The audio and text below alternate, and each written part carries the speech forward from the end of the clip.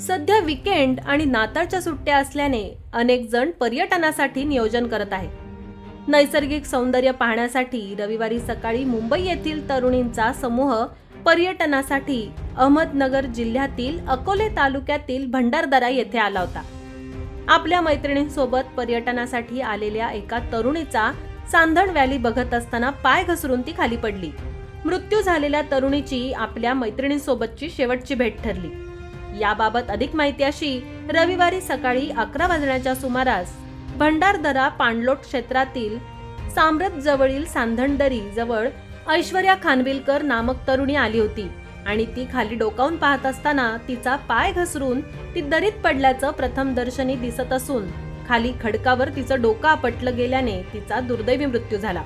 मुंबई येथून भंडारदरा परिसरात पर्यटनासाठी मुंबईतील अनेक पर्यटक येत असून तरुणींचा समूह देखील सकाळीच दाखल झाला होता। भंडारदरा धरणाचा परिसर पाहिल्यानंतर ते सर्वजण सांधणदरीत गेले।